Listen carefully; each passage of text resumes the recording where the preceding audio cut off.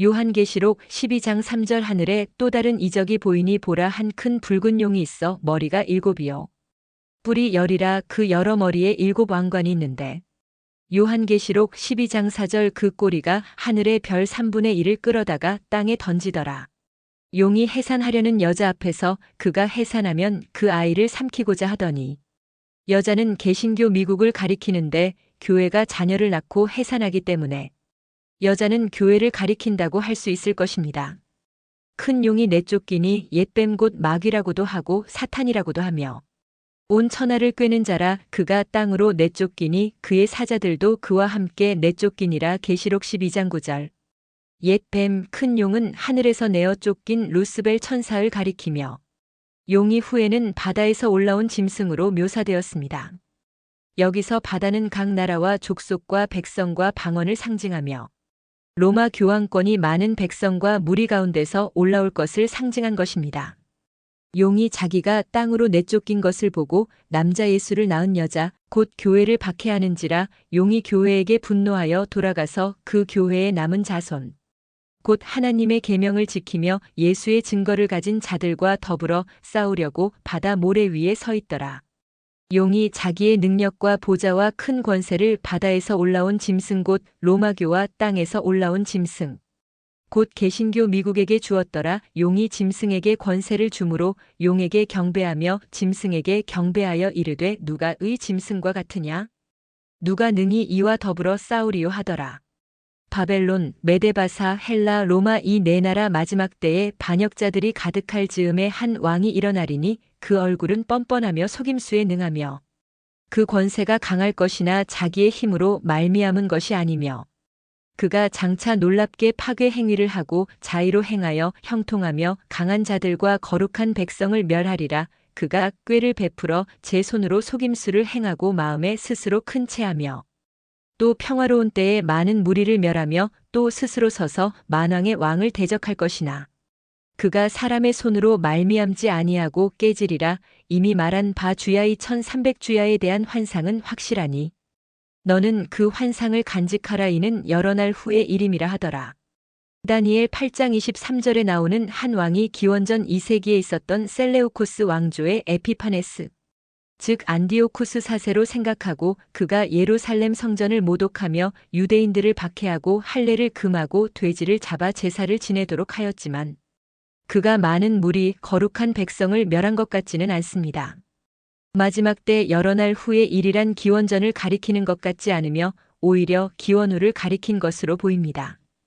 여기서 반역자란 하나님 위에 군림하는 작은 뿔 로마 교황권 세력이 로마 황제들을 등에 업고 기독교인들을 이단으로 처형시키고 유배시키고 불에 태워 죽이고 로마 원형장에 던져 넣어 사자의 밥이 되게 하며 거룩한 백성을 멸하고 많은 무리를 멸한 것은 작은 뿔로 대표되는 로마 교황권을 가리킨다고 해야 할 것입니다.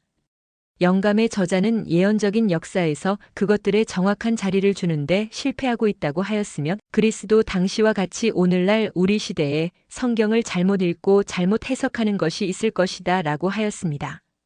그러므로 다니엘 8장 23절에 나오는 왕은 다니엘 7장과 8장에 나오는 작은 뿔과 연결지어 생각해야 할 것입니다. 로마에서 이단으로 처형된 순교자들의 명단은 초기 기독교 박해 시기와 중세 및 종교개혁 시기에 따라 다르게 나타납니다. AD 64년경 베드로와 바울은 로마 네로 황제 박해 시기 로마에서 순교했습니다. 베드로는 거꾸로 십자가에 못 박혔고 바울은 참수형을 당한 것으로 알려져 있습니다. AD 90년경 사도 요한을 끓는 기름 가마에 넣어 처형시키려 하였지만 죽지 않으므로 밤모섬으로 유배시킨 왕은 도미티아누스 황제였습니다. 로마 법왕권이 얀 허스를 기원 후 1415년 7월 6일에 이단으로 정죄하여 화형에 처하였고 얀 허스의 동료였던 제롬은 1416년 5월 30일에 역시 화형에 처해졌습니다. 플라비우스 클레멘스와 그의 아내 플라비아 도미틸라 도미티아누스 황제 시기에 기독교 신앙을 이유로 처형되거나 유배되었습니다. 기원 후 4세기 이후에 기독교가 로마 제국의 국교가 된 후 로마 교회는 국가 권력과 협력하여 이단을 규정하고 처벌하기 시작했습니다. 이 시기에는 이단으로 선고받은 인물들이 주로 세속 당국에 넘겨져 처형되었습니다. 그러니까 정치와 종교가 연합하여 그리스도인들을 핍박하고 처형했던 것입니다. 조르다노 브루노 이탈리아의 철학자이자 천문학자로 종교 재판에서 이단으로 판결받고 1600년 로마 캄포데 피오리 광장에서 화형에 처해졌습니다. 폼포니오 알제리오는 개신교 신자로 베네치아에서 체포되어 로마로 이송된 후 끓는 기름가마에서 1556년에 처형되었습니다. 풀겐지오 만프레디는 1610년 교황을 비판한 죄로 재판을 받고 로마에서 처형되었습니다. 존 위클리프는 그가 사망한 지 30여 년이 지난 1415년 그의 교리가 이단으로 단죄되었고 1428년에 그의 유해가 무덤에서 파헤쳐져 불태워지고 그 죄가 강물에 뿌려졌습니다.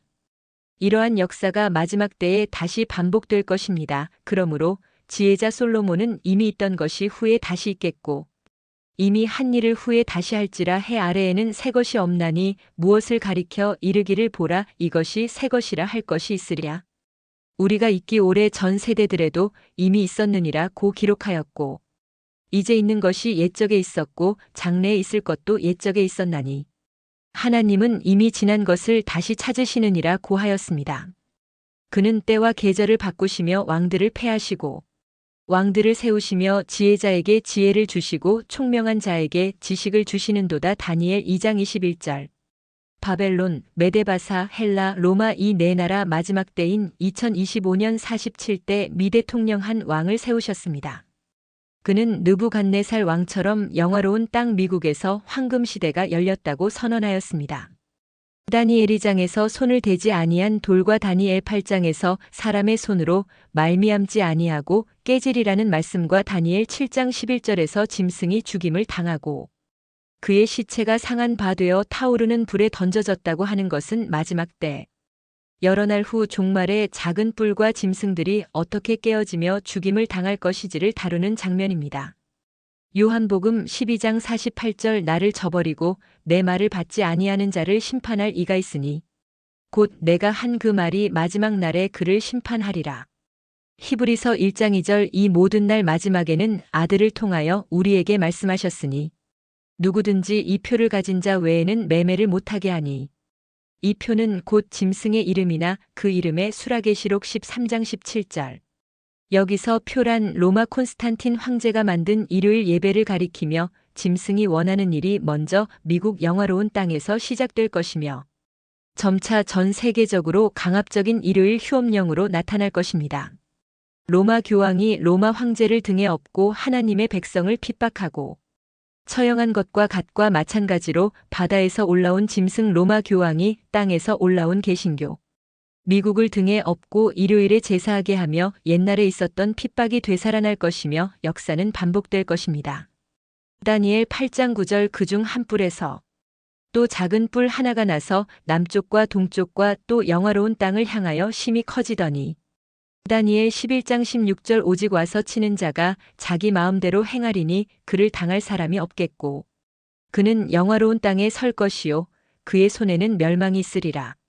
호세아 4장 7절 그들은 번성할수록 내게 범죄하니 내가 그들의 영화를 변하여 욕이 되게 하리라.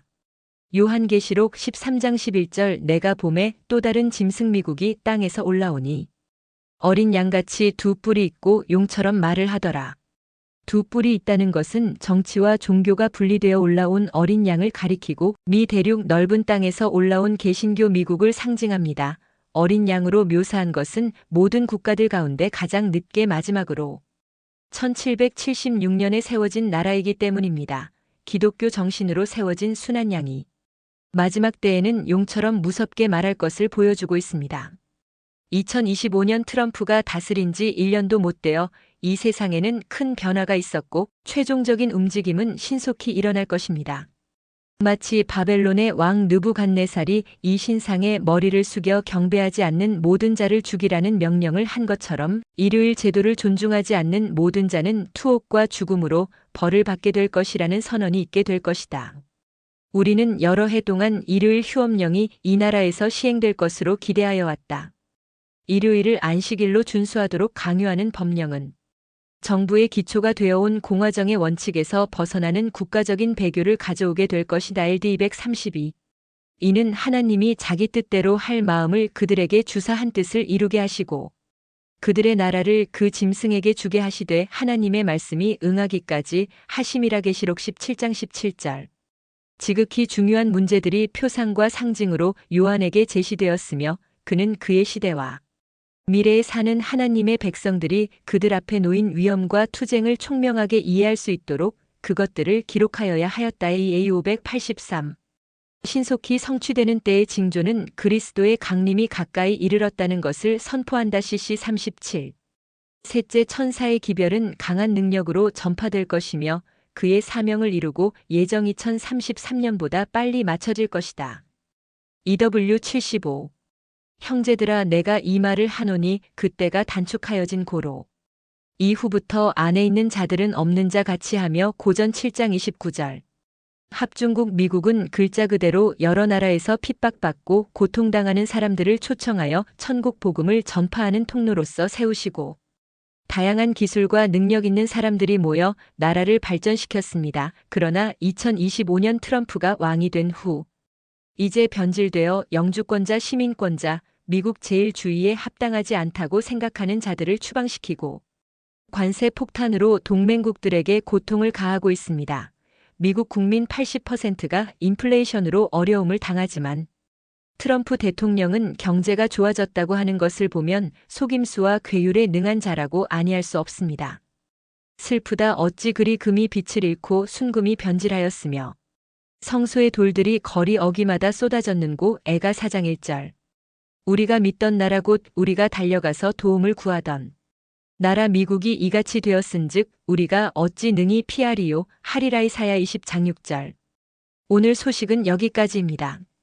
시청해 주셔서 감사합니다.